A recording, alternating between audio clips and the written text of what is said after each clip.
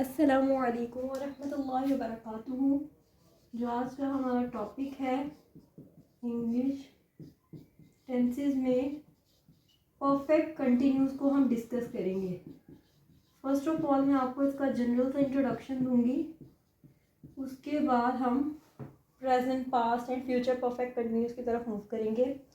Okay, perfect continuous में जो structure होता है हमारे पास सब्जेक्ट, ठीक है। सब्जेक्ट के बाद हमारे पास आती है हेल्पिंग वर्ब।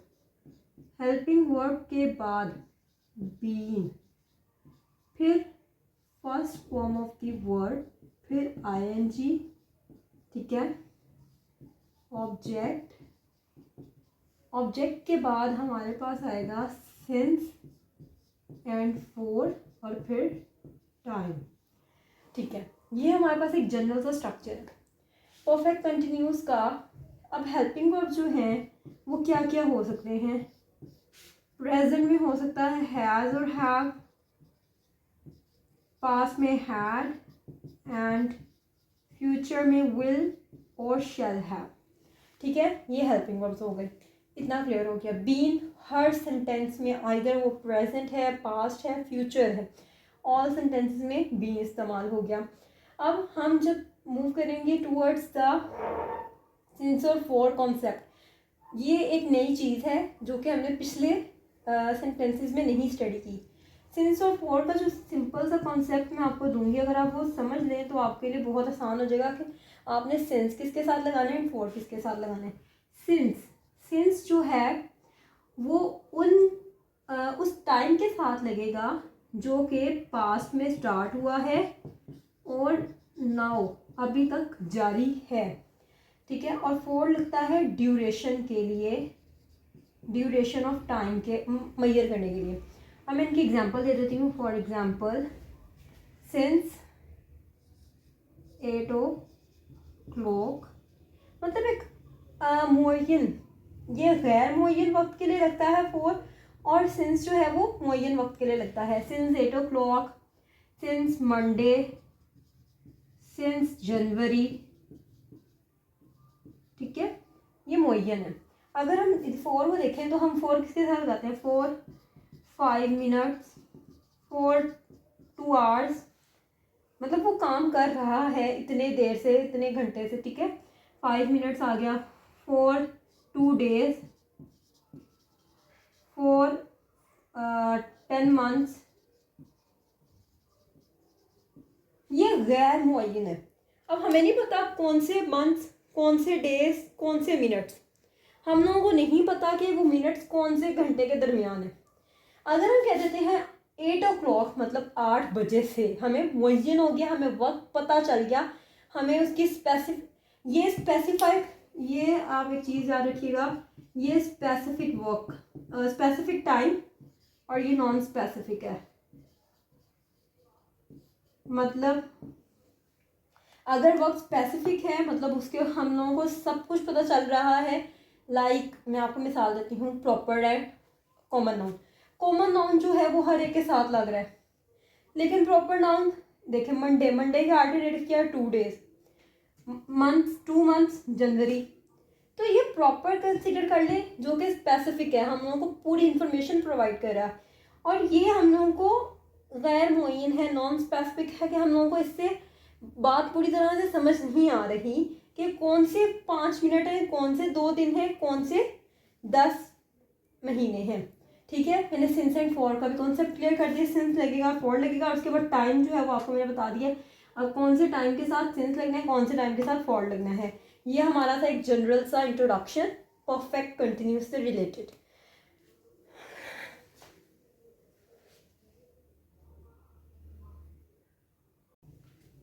अब हम डिस्कस करने जा रहे हैं पास्ट परफेक्ट कंटिन्यूस टेंस को।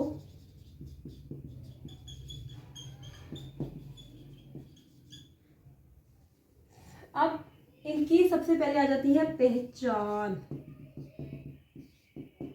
पहचान क्या है, जुमले के आखिर में रहा था, रही थी, रहे थे वगैरह आता है। ये क्या है, इसकी पहचान है। अब कैसे, ये तो पास्ट कंटिन्यूस की भी पहचान है, हमें कैसे पता चलेगा? ठीक है, टाइम भी गिवन होता है इसमें। अगर हमारे पास टाइम भी गिवन हो और जुमले के आखिर में ये वर्ड्स भी इस्तेमाल हो रहे हों तो ये पास्ट परफेक्ट कंटिन्यूस टेंस है। और अगर हमारे पास टाइम गिवन ना हो और सिर्फ यही जुमले के आखिर में आ रहा हो तो ये हमारे पास पास्ट कंटिन्यूस टेंस है। ठीक है, ये हो गया इसका इंट्रोडक्शन। अब हम इसके एक जनरल सा स्ट्रक्चर देख लेते हैं। सब्जेक्ट के बाद आएगा had been, first form of the verb ing, object since, for plus time. ये इसका जनरल सा स्ट्रक्चर है। इसमें हेल्पिंग वर्ब के तौर पर क्या इस्तेमाल हो रहा है, हैड।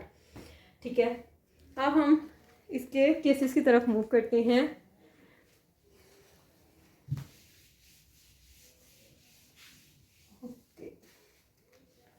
पहले हम देखते हैं इसका एसर्टिव केस, मतलब सादा फिक्रात।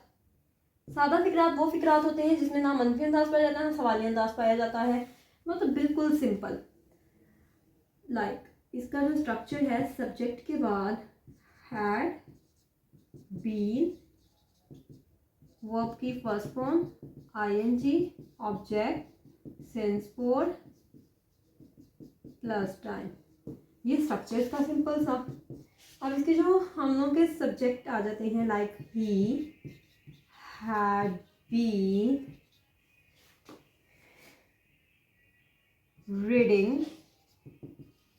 this book. He had been reading that book for 10 hours. वो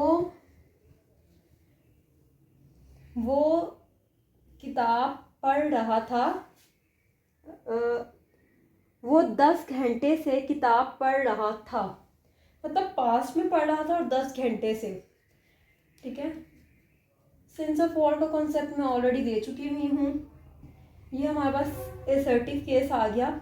इसका हम देख लेते हैं सिंस वाला केस भी। अगर हम इधर कह दें फॉर की जगह since, he had been reading that book since Monday. वो मंडे से, वो पीर से किताब पढ़ रहा था। ठीक है, ये हमारे पास कौन सा केस आ गया, एसर्टिव केस। अभी हमारे पास कंप्लीट होता है और हम टूवर्ड्स का नेगेटिव केस मूव करते हैं। अब नेगेटिव केस में क्या होता है, मनफी अंदाज पाया जाता है, इनकार। अब इधर हम लोग सब्जेक्ट के बाद हैड और हैड के बाद not, then been, first form of the verb ing, object since for और टाइम। ये हमारे पास था स्ट्रक्चर, ये याद रखना आप लोगों ने। अब हम इसकी एग्जांपल की तरफ मूव करते हैं। He had not been reading that book since Monday. Clear, ये हो गई हमारे पास। हम इसकी जगह वही भी कर सकते हैं, मतलब प्लूरल करना है, सिंगुलर प्लूरल दोनों केस में हैड ही यूज होगा। ये हमारे पास नेगेटिव केस की एग्जांपल हो गई। और अगर हम तो कहें फॉर 5 मिनट्स, लेकिन टाइम अगर स्पेसिफिक है, मतलब हम लोगों को मुअय्यन वक्त गिवन है तो हम सिंस लगाएंगे, अगर गैर मुअय्यन वक्त गिवन है तो हम फॉर लगाएंगे। ये हो गया हमारा नेगेटिव केस कंप्लीट। अब हम मूव करेंगे towards the interrogative case. Interrogative का क्या मतलब है, इंटेरोगेटिव वो सेंटेंसेस होते हैं जिनमें सवाल पूछा जाता है, सवालिया फिक्रात। इन जुमलों के शुरू में subject, then been, first form of the verb ing, object since और फॉर, या सिंस या फॉर में से एक चीज और फिर टाइम। अब ये था सिंपल इंटेरोगेटिव। फिर आ जाते हैं इंटेरोगेटिव नेगेटिव। अब उनमें क्या होगा, हैड के साथ सब्जेक्ट के बाद नॉट, फिर हमारे पास आ जाता है been, first form of the verb ing object since और फॉर देन टाइम, उनके बाद क्वेश्चन मार्क देते हैं। फिर डबल इंटेरोगेटिव, हैड से पहले आएगा क्वेश्चनिंग वर्ड, फिर सब्जेक्ट बीन, वर्ब की फर्स्ट फॉर्म के साथ ING object since for plus time. अब देखें इसके एग्जाम्पल में अगर हम पुट करें इसको, had she been cooking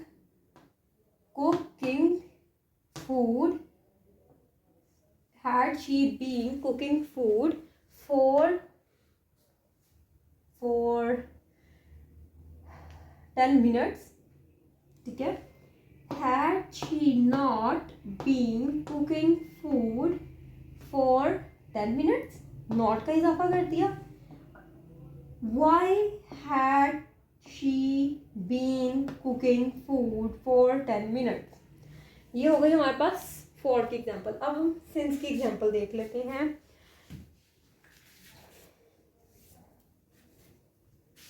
had they been playing cricket since July, had they not been playing cricket since July, why